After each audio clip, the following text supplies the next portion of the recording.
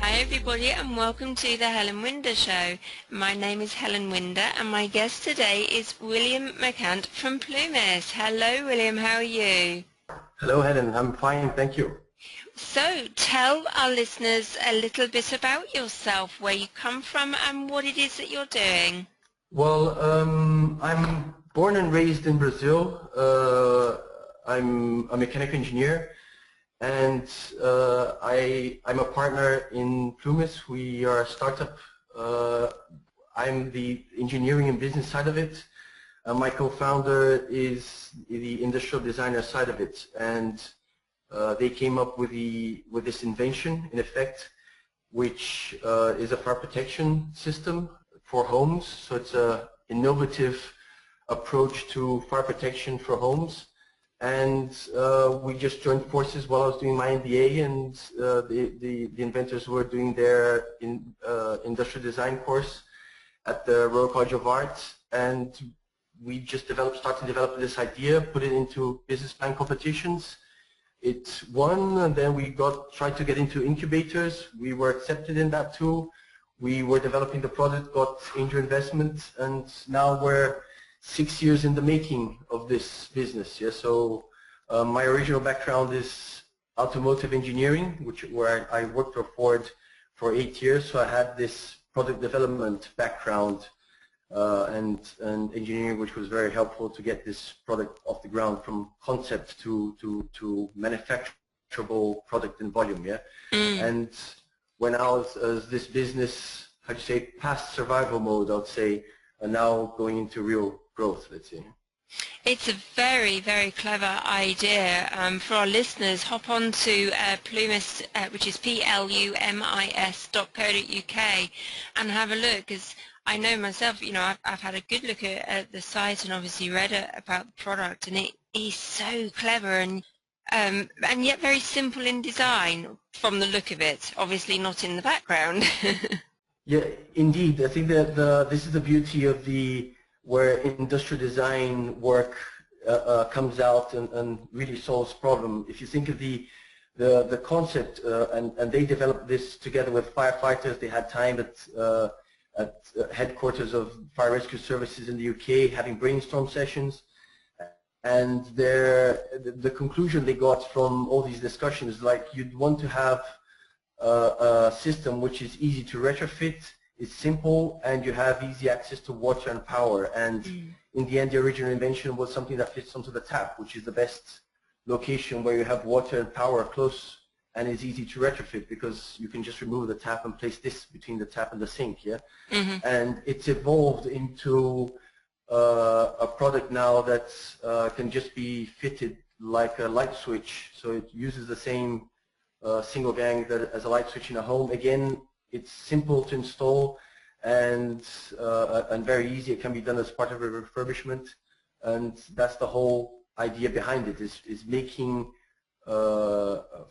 active fire protection, as we call suppression, yes, this alternative to a sprinkler system, as easy to install as possible. Because the first thing is that sprinklers tend to be installed in either large properties like flats or buildings, and usually newer property, and that's not where fires happen. Yeah, like the ideal location where you'd either have a high risk of a fire, or there's a very large consequence, like a potential fatal consequence if there's a fire. It's where you have the higher risk profile and the vulnerable, and that's what the product is aimed at, or was aimed at originally, and now it's become more of a, let's say, architectural issue solver by providing protection where architects want to open plan homes and they want to remove the walls that have been placed there to protect people and their escape route when there is a fire.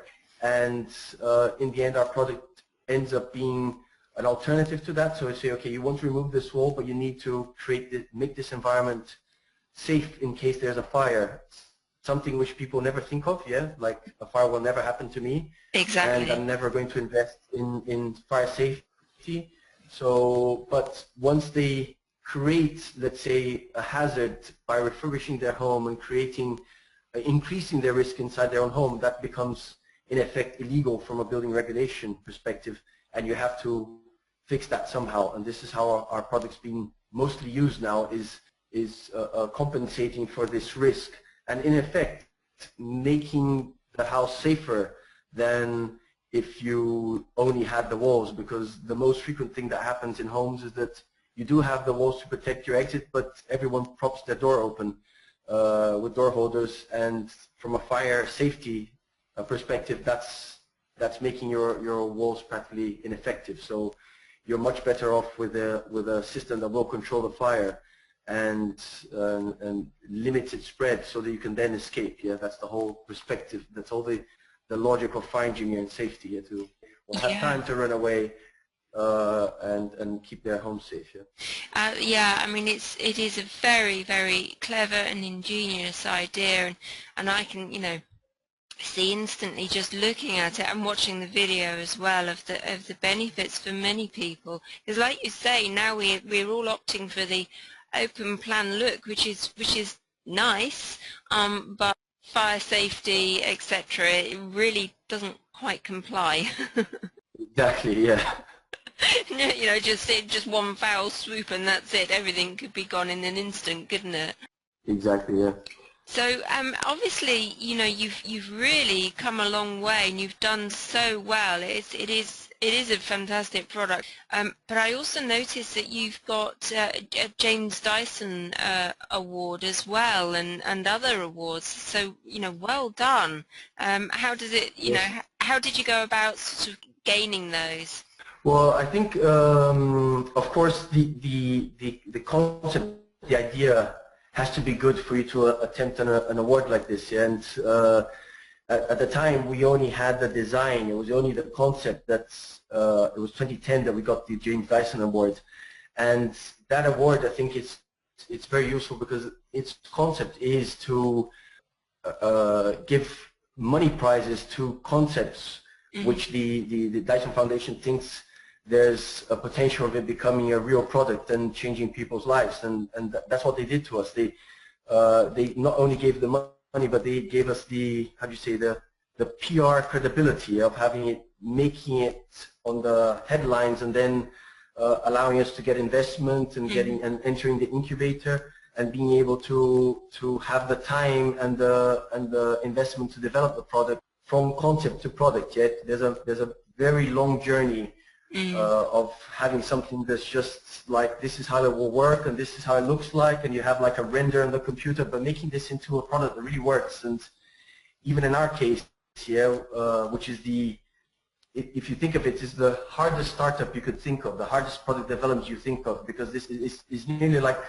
drug development, in terms of pharmaceuticals. You have to develop it, you have to spend a lot of time working on it, and then you have to spend another very long time validating it, because fire safety, as much as pharmaceuticals, you're involving people's lives and safety, so it has to be thoroughly tested so that you're, and internally tested especially, so you have the confidence that it's reliable and it will work over the long lifespan that we have planned for it effectively. And so it's a very long period of development, and it's the opposite of what you think a startup today represents. Yeah, startup tends to be an app, a website, and you just have lots of developers working on it, and in a year's time it's already worth millions, and it's has millions of customers. In our case, it was 6 years for us to feel we're reaching volume and let's say market. We've become a reference within the industry, known within the industry only 6 years after we started the business. Yeah, so that's what happened. This is the much longer growth phase that you have from first a hardware product, which is already quite rare these days, especially in London, and from and the fire safety, which makes it even of a longer incubation period. Yes, absolutely. I should think the testing and retesting and tweaking of the design and things like that was very involved. Yes, indeed. So there's a team of you behind Plumis, I believe. And how does it work? How did you engage with people? I know you mentioned that obviously you were at one particular stage, and then others were studying as well, and you've come together because you've got there's quite a number of you on there, isn't there? Yeah, well, we started as three of us, the inventors of the industrial designers, inventors of the product themselves, and just me adding from the business and engineering side, because I was at the time doing an MBA at Imperial. They were doing their industrial design course at the Royal College of Art, and it was a very nice match, yeah, like complementary skills for us to develop the product. We then also had the help of a colleague of mine of the MBA that decided to join us, Alan Hart, and we then set up, or got angel investment and set up the business. And so we have a lot of our team is very small. Our core team is very small. There's only 4 people, and we do have the manager of our resellers is a partner of ours, a contracted partner. The assembly is done contracted as well, so that these activities that need to be potentially scaled much faster is something we can do with a specialist and with somebody that's able to scale much faster than we are internally. Yeah? They have already the skills in-house and potentially the extra resources to be able to invest on that much faster than we are. Yeah? So we keep the team small, working mostly on the product development, on the marketing side of it, the advertising, and managing our resellers so that the assembly can grow as required. Yeah. Mm-hmm. And I notice also that you have your stamp at the bottom which says "Made in Britain." Yes, exactly. Yeah. Yes. It's rare that you see products being made in Britain these days, but it's exactly what happened. Yeah. Yeah. No, that's really great. So as a business, obviously it's been quite a long journey because of the type of product and the regulations and testings and everything that you have to go through as you know, this type of the product going to market. What sort of lessons have you learned along the way? What sort of ups and downs have you met, and how have you overcome them? I think as an innovation, developing innovation from scratch, I think our biggest lesson was that even though we had experience within the team in the industry and of product development, and having written a business plan that won awards, and being really confident, and had angel investment that gave us a lot of backing and credibility and trust that it would work accordingly. I think our biggest lesson was that we never know. It's inherent that developing innovation, you never know enough about the market and the industry to expect to get it right the first time. And most people think they will get it right the first time, and they don't. And it's the reason why startups have such a high mortality rate. Yeah, they don't have time to reorganize themselves or find out what the real demand and use of their product is, if there is any, in fact. Yeah. And we had this opportunity to just completely change our business model and the way we thought the product could be sold, because we really thought that originally this was going to be an appliance, let's say, that people would just want to have them in their homes, as opposed to a newer or a better or a larger wine cooler. They'll think, no, protecting my family is so much more valuable than that. I'll invest in this instead. I'll have this automated system instead. Yeah. And the truth is that people do not invest in their fire safety at all. It's just like insurance. You only get it if you need it. You're told that you need it. Yes. And in the end, we just had to find where is there an inherent demand for this product. Yeah. So it is required where either people are in a very risky situation, and therefore it's the fire rescue service telling a social housing landlord or sheltered housing owner that this person needs to be protected, or it is the house that's being refurbished and needs to have a sprinkler system as a way to improve their safety. So we, after learning that there was absolutely no demand for our product just being a consumer direct consumer offering as an appliance, then we had to really, as the slang today in business for this or for startups is called pivoting. Yeah? You just change completely your business model and just start again from scratch and just say, okay, let's try then targeting these guys. And you're lucky if you have enough cash in the bank still, or if you have enough drive, probably, because Yeah.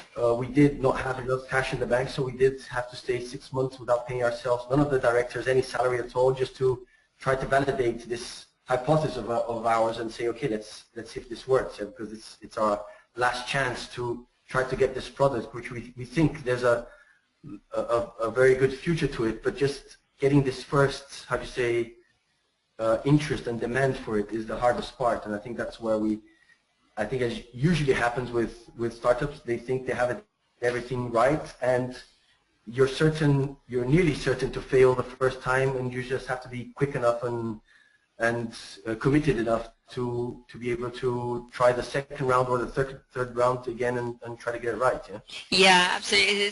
That's the thing, isn't it, in business, that it very rarely will it take off straight away, or you hit the market absolutely spot on. There is always going to be some adjustment and change in direction, not necessarily way off the road that you're on, it just a few diversions here and there. Yeah, exactly. And the thing is that the more into, how do you say, uncharted territory you're going with a new product launch, the higher the chance that happens. Yeah. So it's a big difference, especially like the experience that I had when working at Ford. I was still doing product development, but this is just like, let's say, incremental product development. Yeah. It's a better car. It's a better car. It makes less noise. It's more fuel efficient. It's more comfortable. It's safer. But it's never changing from a car to a spaceship. Yeah. So it's still the same thing, and developing Optimus was exactly that. It's changing from a car to a spaceship. Yeah? It was like there's absolutely nothing common. The market is different, and then just a chance of you having to iterate your business model and even your product is just very high, and you have to be aware of that. You have to be very, as you say, humble and be ready and prepared to just have to do it again. Yeah, absolutely. What would be your top tips then to our listeners? Say 3 top tips in business.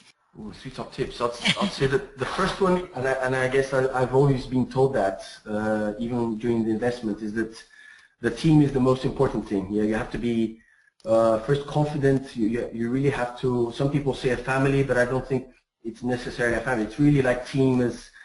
You have to be able to rely on the skills and have lots of confidence on the people that you're working with, because you're going to have to rely on them to work beyond your expectation, so that because they over-deliver, they inspire you to over-deliver as well, and then you can have a serious chance that your idea, your invention, business idea, whatever it is, does really survive. It's this building up of energy that allows you to go forward. Yeah, so it's because of the team that's in it, and the faith in the team, that you like commit to stay without salary, even because you think that you have the ability together to overcome the difficulties. Yeah.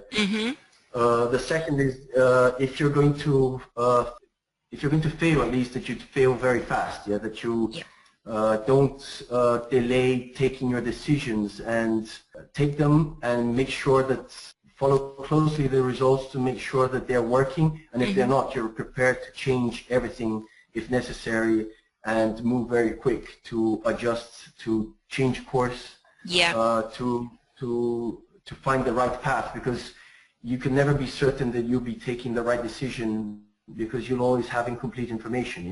It's impossible for you to be sure that a decision is the right one, so you just have to try it out quickly and just be ready to change if necessary. Yeah. And just thinking of a third tip. It's hard, yeah. That's all right. No problem at all. We probably managed to live and survive well with these two. If we had lived through these, learned these 2 tips. Early on. Yeah. So. Yeah. No, I agree with you. They're really.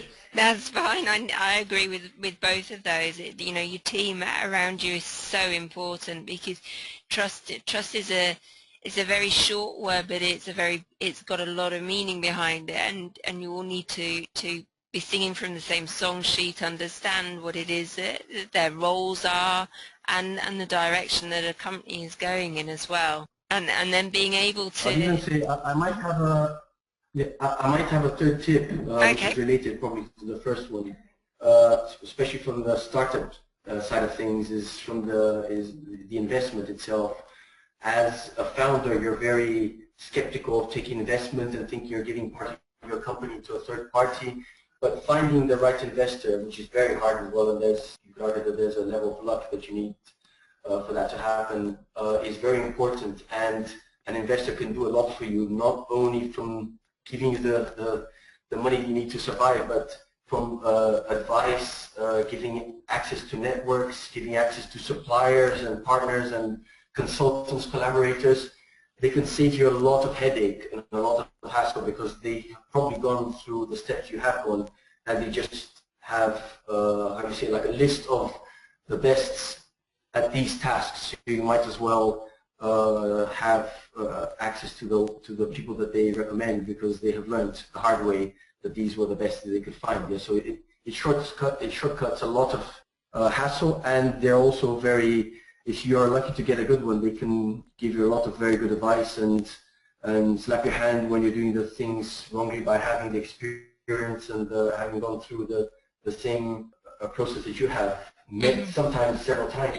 Yeah, so people think that you can do it without investment, but there's much more value to investment than just the money. Yeah? There's the Yes. investors themselves can be very, very helpful. Absolutely, I agree with you there. Yeah, definitely. Because at the end of the day, you can't put a price on it. Experience and knowledge, which we all uh, develop and grow on our business journeys, don't we?